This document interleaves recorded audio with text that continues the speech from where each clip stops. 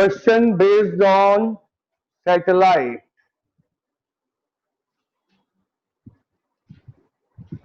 Question लिखिए।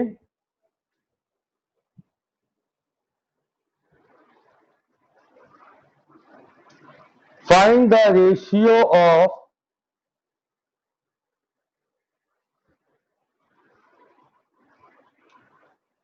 kinetic energy and potential energy of a satellite. Find the ratio of kinetic energy and potential energy of a satellite.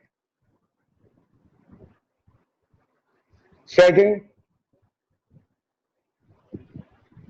ratio of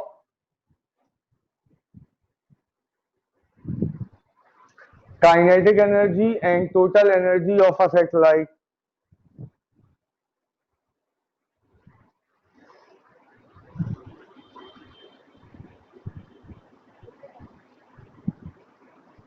ठीक है, अब बताओ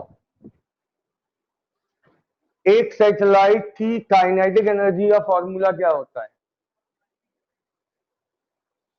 देखो किया था आप लोगों ने। एक सैटेलाइट की तीन एनर्जी निकाली थी आपने, काइनेटिक एनर्जी, उसके बाद पोटेंशियल एनर्जी, उसके बाद टोटल एनर्जी। काइनेटिक का फॉर्मूला GMEM/2R।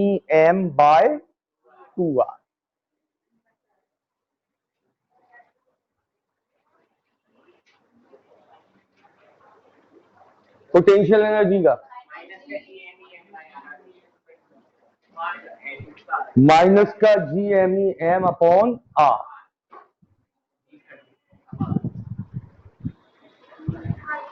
U का फॉर्मूला माइनस का GMEM/R,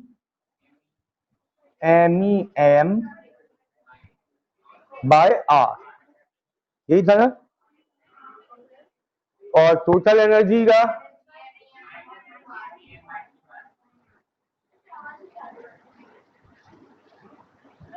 ये तीन फॉर्मूले थे।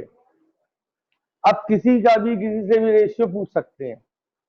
जैसे आपको क्वेश्चन में किस किस का रेशियो पूछा गया? काइनेटिक एनर्जी और पोटेंशियल एनर्जी का रेशियो। ठीक, तो K/U, K की जगह GMEM/2R।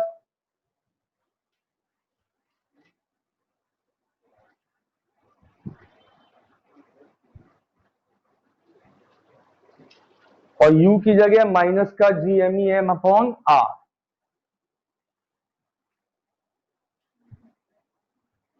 क्या कैंसिल आउट हो रहा?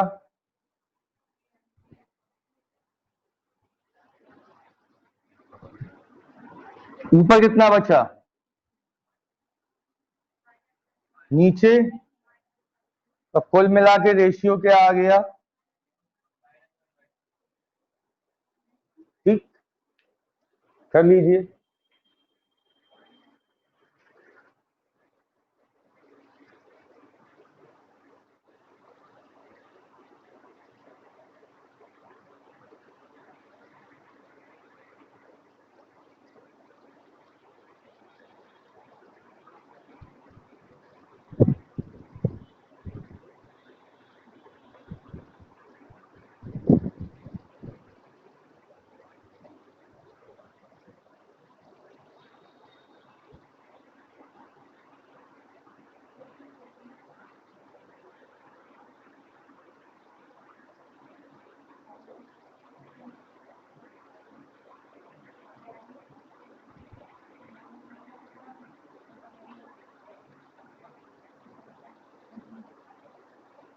हो गया।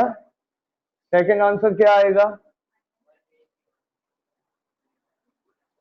किस किस का रेशियो पूछा था? Kinetic energy and total energy दोनों सेम है, केवल माइनस का अंतर है।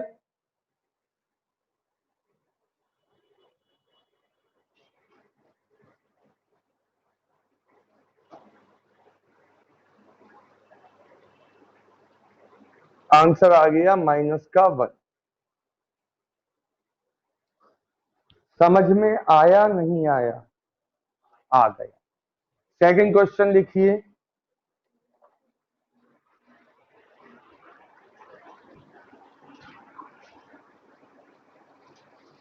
A satellite is placed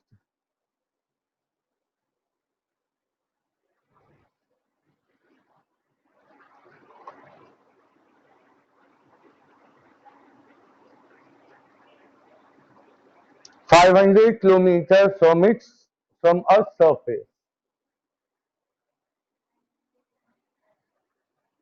A satellite is placed 500 kilometers from Earth's surface. Find its kinetic energy, potential energy,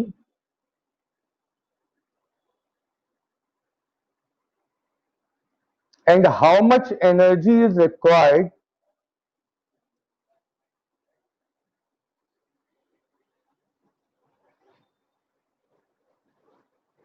to escape it from its orbit. How much energy is required to escape it from its orbit?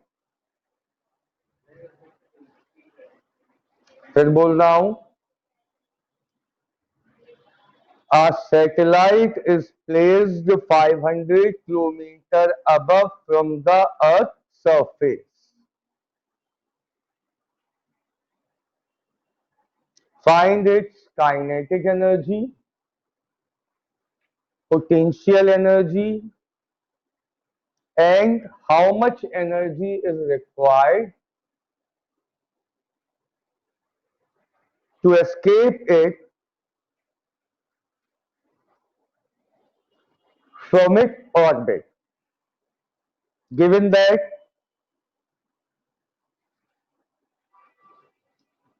mass of the satellite is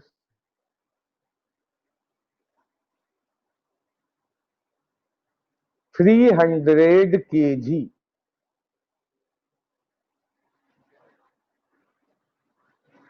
Mass of the Earth is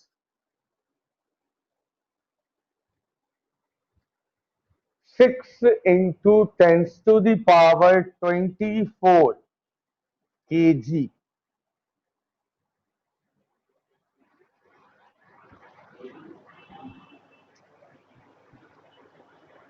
And the radius of the Earth is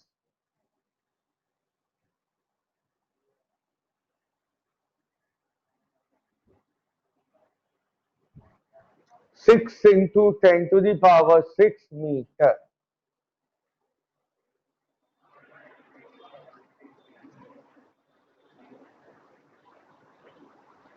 अब आराम से पहले जो बोल रहा हूं उसे सुन। आपको 3 एनर्जीज निकालने को कहा गया। कौन कौन सी? काइनेटिक एनर्जी, पोटेंशियल एनर्जी और टोटल एनर्जी। सबके फॉर्मूले आपके सामने हैं। क्या आप बार बार सब में वैल्यू रखोगे? नहीं, आपको ये एक एनर्जी निकाल लो। जैसे मान लो आपने काइनेटिक एनर्जी निकाल ली, तो काइनेटिक एनर्जी और पोटेंशियल एनर्जी का रेशियो क्या था? तो यूं नहीं निकल जाएगा यहां से, काय को पूरा फॉर्मूला दोबारा लगाओगे। ऐसे ही काइनेटिक एनर्जी और टोटल एनर्जी का रेशियो क्या था? -1। अगर आपको काइनेटिक एनर्जी मालूम है तो टोटल एनर्जी उसकी -1 होगी। नहीं आई समझ में बात? बिल्कुल नहीं आई। कुछ नहीं करो, पहले काइनेटिक एनर्जी निकालो। उसके लिए आपको किसकी जरूरत होगी? स्मॉल आर की। स्मॉल आर क्या होता है बेटा?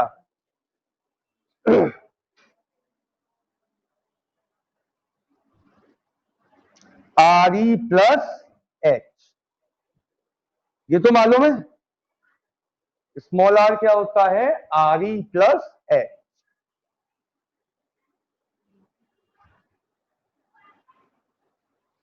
500 किलोमीटर का मतलब क्या हो गया?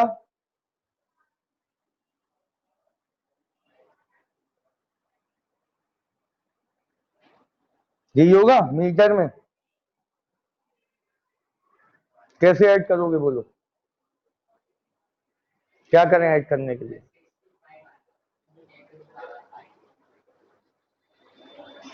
इसको 10⁻6 कैसे बनाएं?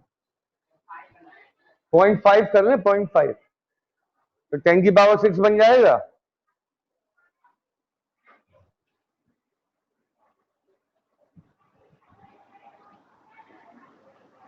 क्या कहते हो बताओ, सही है? तो अब ये ऐड हो जाएंगे, 10⁻6 यहाँ, 10⁻6 यहाँ, तो कितना बन जाएगा? 6.5। ओके, इतना काम कर लीजिए पहले।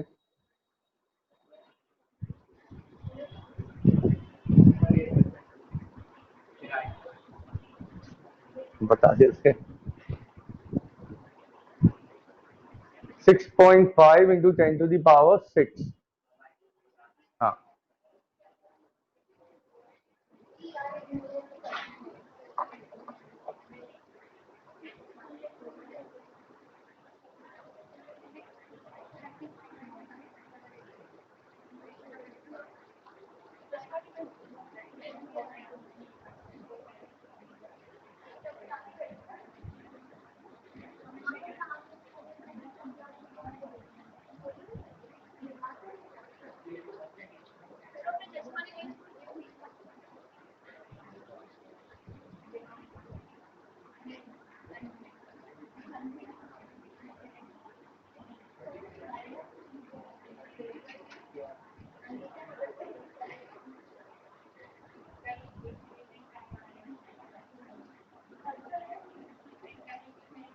Mass of earth,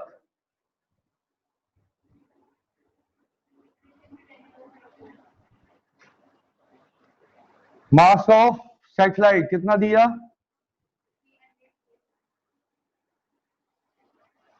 upon,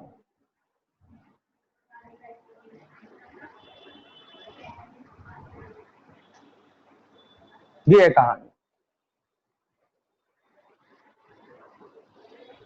solve करने का बेस्ट तरीका बताइए क्या होगा? Very good. 6.5 से 6.6 को काट दे वन टाइम, क्या बुराई है बताओ? 6.5 और 6.6 में अंतर ही कितने का? 0.1 का। अप्रोक्स में 1 आएगा इन्हें काट के। भाई जब 10 की इतनी बड़ी बड़ी पावर है तो इनसे क्या फर्क आएगा? कुछ भी नहीं। तो इसको वन टाइम में काट दिया, ठीक। अब तो 3 3 जा 9 इंटू 10 की पावर, ये कितनी हो गई ऊपर? 24 और 2 26, 26 में से 11 कम कर लो, ठीक। प्लस का 15,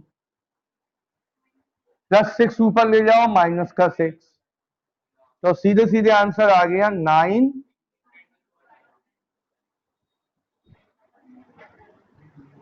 पहले इतना काम कर लीजिए।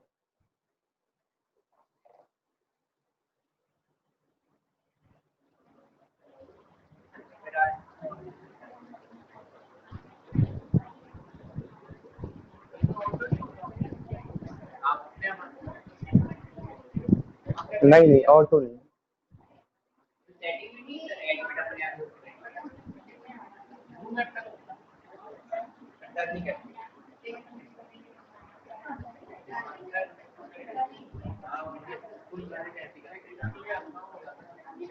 स्कूल और में बाहर का कोई नहीं आता ना एडप में।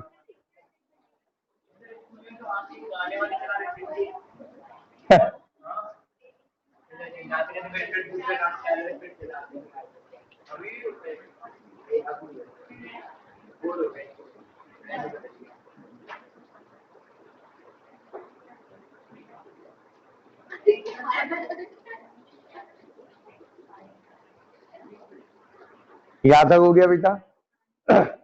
अब सुनिए मैं क्या बता रहा था आपको। अब आपको निकालना है u, तो दोबारा से पूरा कैलकुलेशन क्यों करो? k और u में क्या रिलेशन होता है? -1/2। k कितना आया हमारा? 9।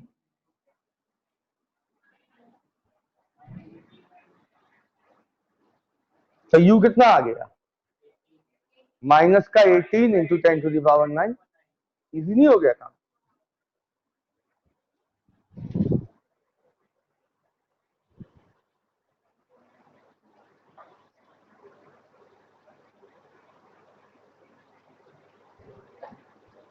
ये u आ गया।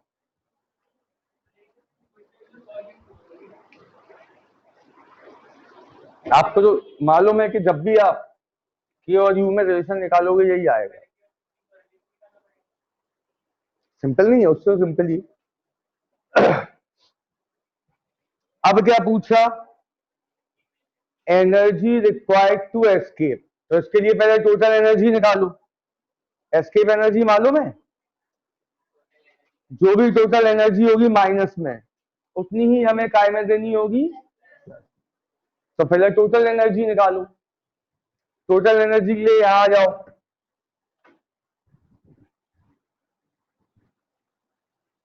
के कितना है?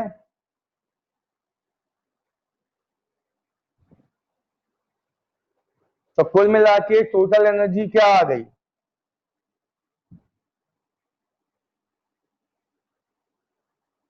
नहीं आई समझ में बात? यही आएगी टोटल एनर्जी। अब अगर इतनी ही एनर्जी हम प्लस में दे दें तो क्या होगा? तो सैटेलाइट स्केप करते हैं। तो पहले इतना करो फिर लिखवाते हैं।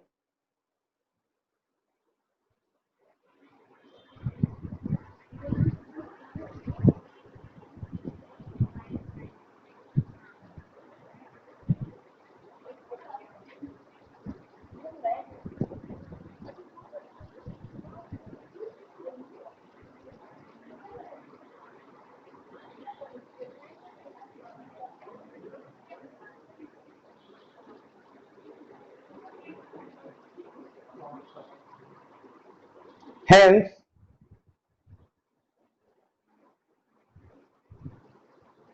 energy required to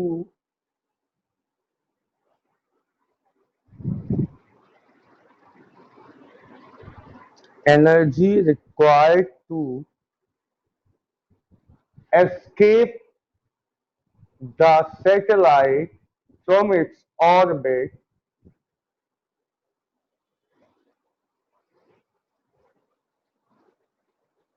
is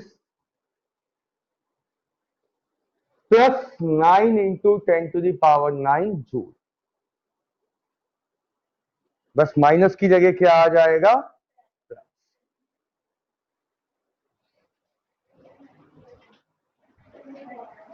अब इस चैप्टर की सबसे इंपॉर्टेंट और last derivation, Kepler's law of gravitation.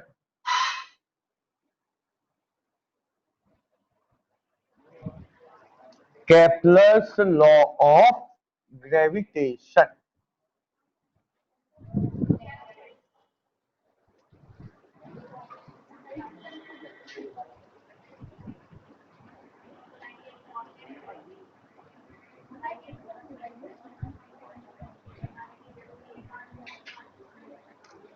Kepler's law of gravitation. Kepler ने बेटा 3 लॉ दिए थे। First,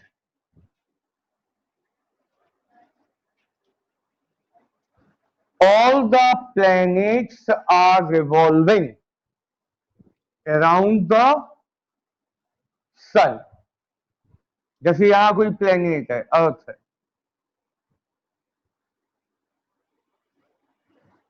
all the planets are revolving around the sun in elliptical orbits। सन के अराउंड जो प्लेनेट घूम रहे हैं वो कैसी ऑर्बिट में घूम रहे हैं? इलिप्टिकल ऑर्बिट में, सर्कुलर नहीं है वो orbit. and the sun is present at one focus, मतलब सन जो है वो इस इलिप्टिकल ऑर्बिट के सेंटर में नहीं है। कहां होता है? फोकस पे। इलिप्स में फोकस जो होता है वो सेंटर के बगल में होता है। And the sun is present at one focus. Clear? तो पहला लॉ क्या है कि प्लैनेट कहां घूम रहे हैं? अराउंड द सन।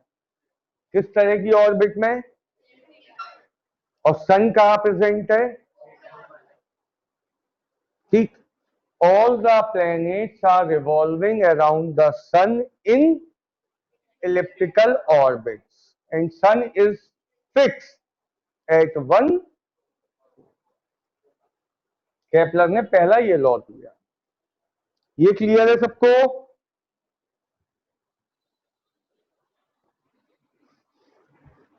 इसके बाद सेकंड लॉ लिख लो, पहले से लिख लो। फर्स्ट लॉ लिख लो।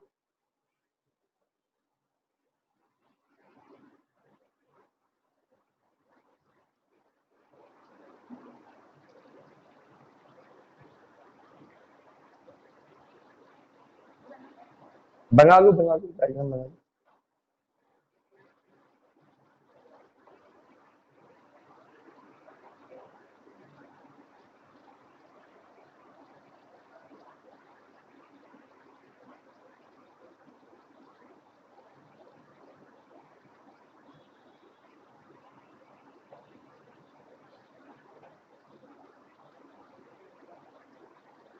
All the planets are revolving around the sun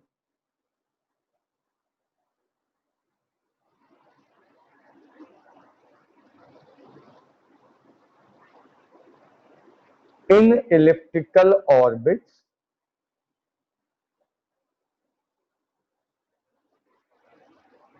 and the sun is present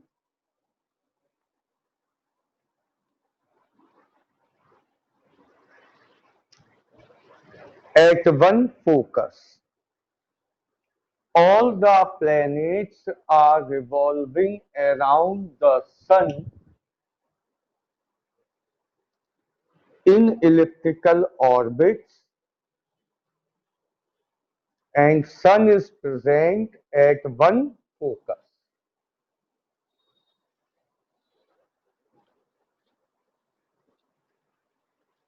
second law,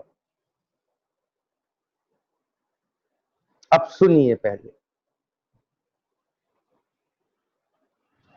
ये है प्लेनेट। हमने सन को ज्वाइन कराया प्लेनेट से। ठीक। तो ये है line joining the sun and planet. ये प्लेनेट एक महीने बाद यहां आ गया। समझना बात को। चलो यहां से चलना शुरू किया इसने। ए से चलना शुरू किया, एक महीने बाद कहां आ गया? बी पर। ऐसे ही होगा, घूम रहा है। ए से आ गया बी पर। इसने जो एरिया स्वीप आउट किया, जो एरिया कवर किया, वो एरिया है मान लो 300 किलोमीटर स्क्वायर। एक महीने में इतना एरिया कवर किया। ठीक। तो अगले एक महीने बाद जब प्लेनेट यहां कहीं आएगा, तब भी ये लाइन कितना एरिया स्वीप आउट करेगी? 300 किलोमीटर स्क्वायर। मतलब सेकंड लॉ क्या है? The line joining sun and planet. The line joining sun and planet sweeps out same area in same interval of time। हर 30 दिन में कितना एरिया स्वीप आउट होगा? तो लाइन क्या करती है, same area in same interval of, तो क्या है second law, line joining the, बोलो पहले, line joining the sun and planet sweeps out same area in same interval of, ठीक, that is, यहां देखो,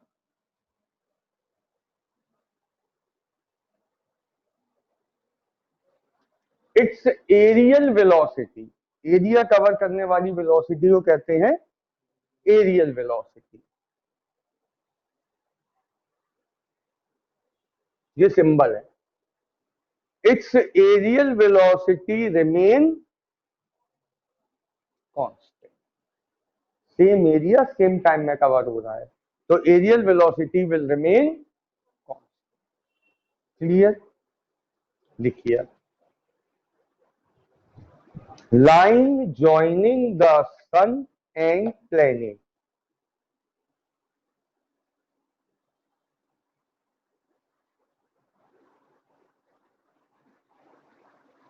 sweeps out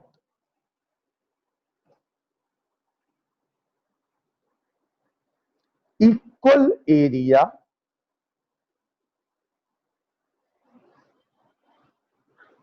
in equal interval of time,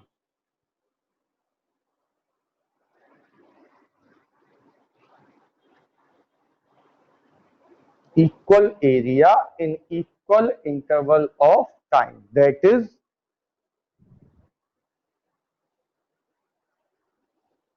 its aerial velocity dA upon dt remain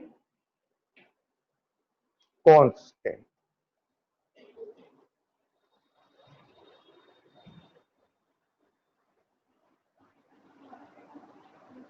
अब हमें prove करना है कि इसकी areal velocity कैसी है,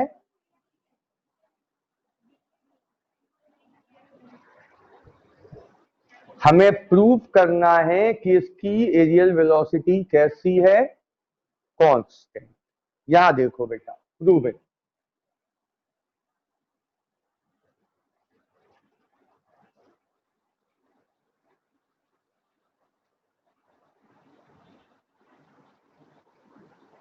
ये रहा सन,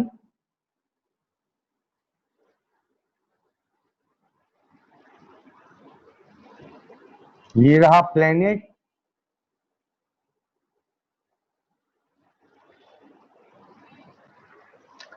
बहुत शॉर्ट इंटरवल ऑफ टाइम में ये प्लेनेट ए से शिफ्ट हुआ मान लो बी तक, in a very short interval of time planet shift from A to B, ठीक, पहले कहां था ए पर, अब कहां आ गया बी पर, ठीक है, डिस्टेंस क्या थी आर, कितना एंगल बनाया इसने, वैसे थीटा एंगल बनता है, शॉर्ट एंगल डी थीटा, इतना क्लियर है, कहीं कोई दिक्कत इतने में नहीं। अगर हम ए से बी को ज्वाइन करें सीधे सीधे तो ये क्या होगा, आर्क, ए से बी तक क्या बनेगा, आर्क, इतनी लेंथ कैसे निकालोगे ए से बी तक की,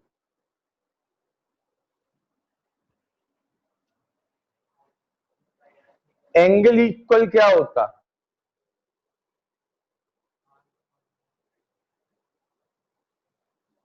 एंगल कितना बन रहा है, आर्क, ठीक, रेडियस, तो ए बी क्या हो जाएगा, इतना आपकी समझ में आया या नहीं आया, बताइए।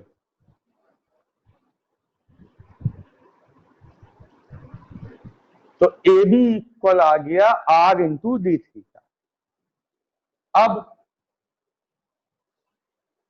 इस ट्राइंगल का एरिया क्या होगा? Area equal half base into height.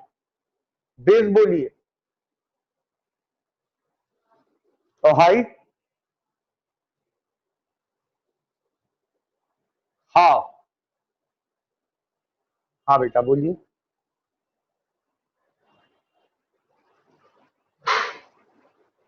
A B क्या आएगा? ए बी अभी से कहते आर डी थीटा। तो कुल मिला के स्मॉल एरिया डी ए क्या आ गया? Half are square D theta. पहले यहां तक नोट कर लीजिए।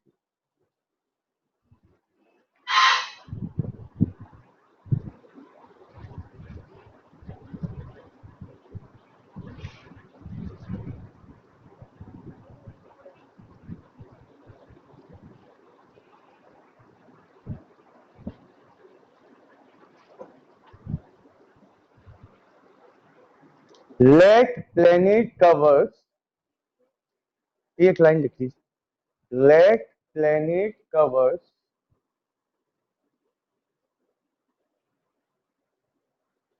Distance A B,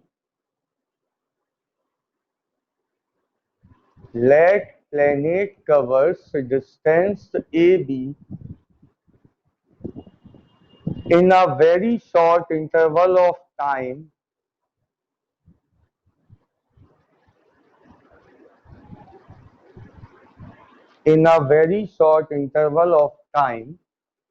dt।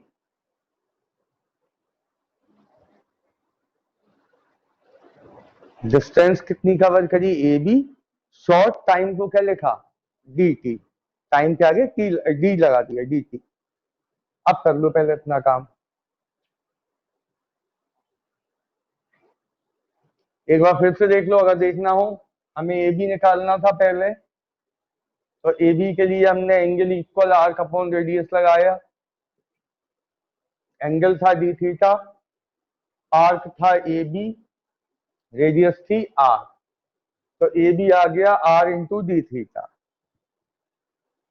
फिर हमने निकाला इस ट्राइंगल का एरिया, हाफ बेस है आर, हाइट है ए बी। ए बी की जगह आर डी थीटा, तो डी ए आ गया half are square into D theta.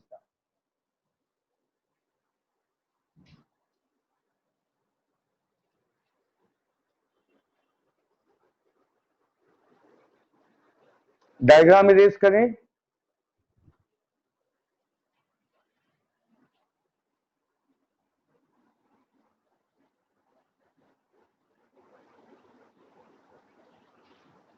अब देखिए, मैंने दोनों साइड डिवाइड किया टाइम से। क्यों किया कोई बताएगा?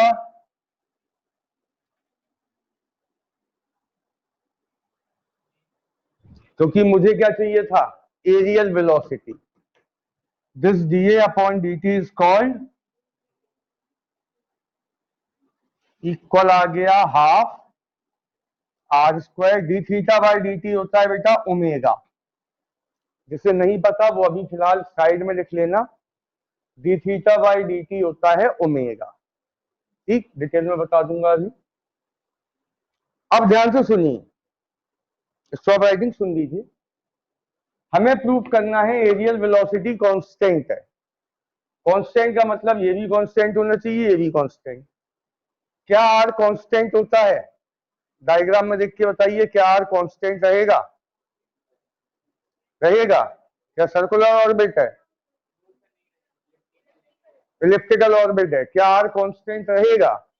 नहीं रहेगा। यानी कि फिलहाल ये वैल्यू कांस्टेंट नहीं है। इसमें आर क्या है? वेरिएबल। कभी प्लेनेट सन के पास आ जाता है, कभी सन से दूर चला जाता है। यानी कि अभी काम पूरा नहीं हुआ। ऐसी कोई फिजिकल क्वांटिटी लाओ जो कैसी हो? कांस्टेंट। तो सुनो, अर्थ जब घूम रही है सन के चारों तरफ, तो अर्थ को कोई एनर्जी की जरूरत नहीं होती। ऐसा नहीं होता कोई पेट्रोल डालने गया अर्थ में चलो घूमो, नहीं होती। क्यों नहीं होती?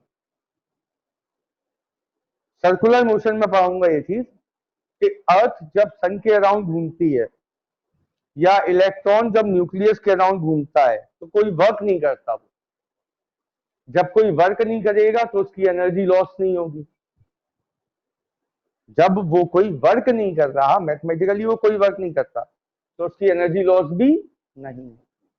जब एनर्जी लॉस नहीं होती है तो एंगुलर मोमेंटम, एक फिजिकल क्वांटिटी होती है एंगुलर मोमेंटम, जिसे लिखते हैं हम एल से। L remain constant. अर्थ और इलेक्ट्रॉन के लिए एल हमेशा कैसा रहता है? कांस्टेंट। एल इक्वल होता है M R square omega. L हमेशा क्या होता है? कांस्टेंट। फिलहाल इतना सुन लीजिए एक बार फिर। अर्थ या इलेक्ट्रॉन जब रिवॉल्व होते हैं तो ये क्या नहीं करते हैं? वर्क। वर्क नहीं करते हैं तो इनकी एनर्जी लॉस नहीं होती। लॉस्ट नहीं होती तो इनका क्या कांस्टेंट रहता है? एंगुलर मोमेंटम, जिसका फॉर्मूला क्या होता है? M R square omega. अब जल्दी से बताओ, आर स्क्वायर ओमेगा की जगह हम क्या लिख सकते? L by M. तो हमारी एरियल वेलोसिटी क्या आ जाएगी? हाफ। अब एल क्या है, एम क्या है? प्लेनेट का मास, ये भी कांस्टेंट रहेगा। यानी ये पूरी चीज क्या आ गई? यही हमें प्रूव करना था। ठीक, नोट कर लीजिए, फिर से डिटेल में अभी बता दूंगा।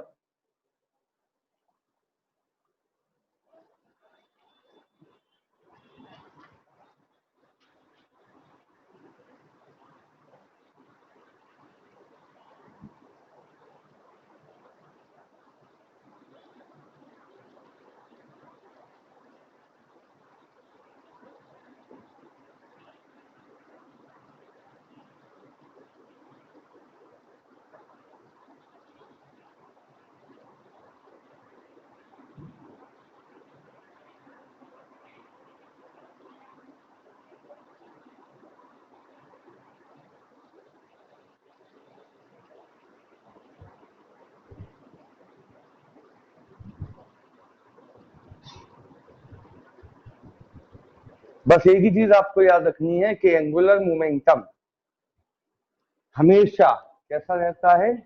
कांस्टेंट। और उसका फॉर्मूला होता है एम आर स्क्वायर ओमेगा। अब आते हैं थर्ड लॉ पे। थर्ड लॉ में बहुत सिंपल सी लैंग्वेज है।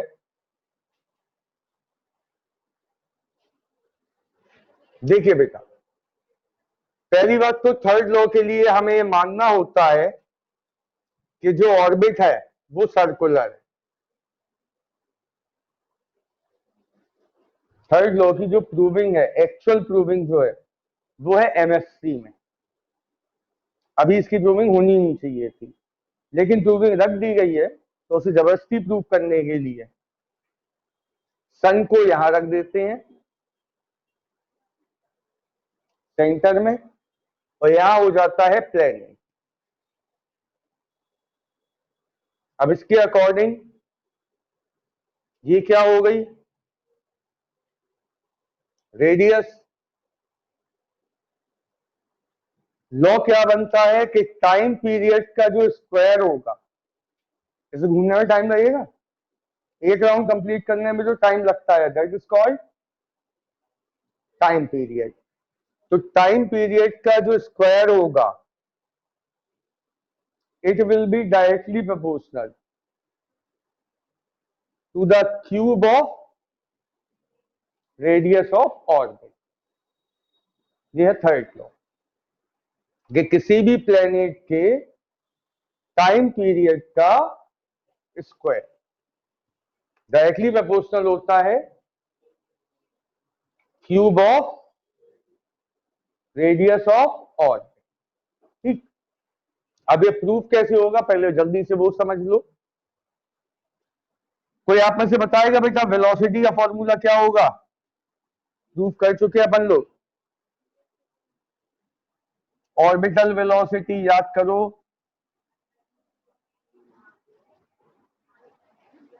ये होता था। अब यहां बस एम ई की जगह एम लिख दे रहे हैं, क्योंकि किसके अराउंड घूम रहे? सन के। वहां किसके अराउंड घूमते थे? मून के अराउंड। तो ऑर्बिटल वेलोसिटी ऑफ प्लेनेट क्या आएगा? Under root G M upon, proof करूं इसे दोबारा? याद है भाई इन दोनों के बीच में फोर्स क्या लगता था? G m1 m2 upon R square. और वही फोर्स क्या प्रोवाइड कराता था? Centimetre force. m से m कैंसिल, r से r, तो v नॉट क्या आ जाएगा? Under root G M upon R. Time equal क्या होता है? Distance upon speed. ये तो मालूम है सबको। टाइम का फॉर्मूला क्या होता है? Distance upon speed. यहां वी नॉट की जगह क्या लिख दूं मैं? अंडर रूट, ठीक, ये आर ऊपर जाएगा, क्या आएगा?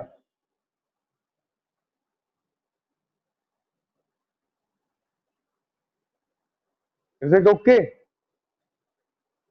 स्क्वायरिंग बोथ साइड करो, क्या आएगा? इक्वल क्या होगा? 4 पाई स्क्वायर आर स्क्वायर। ये अंडर रूट कैंसिल हो जाएगा, r upon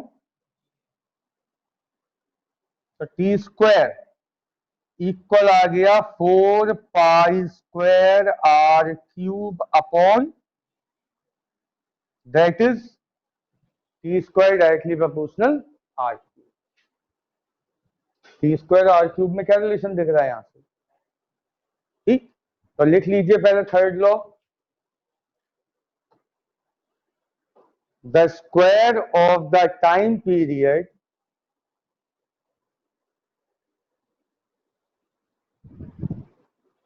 the square of the time period of any planet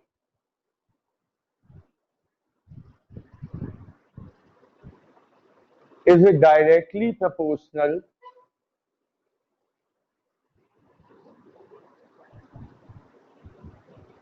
to the cube of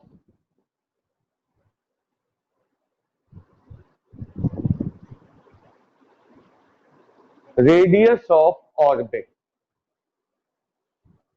Directly proportional to the cube of radius of orbit. Proving.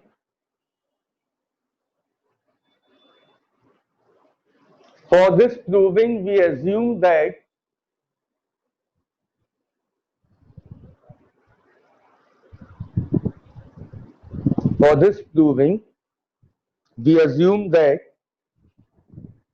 shape of the orbit is circular.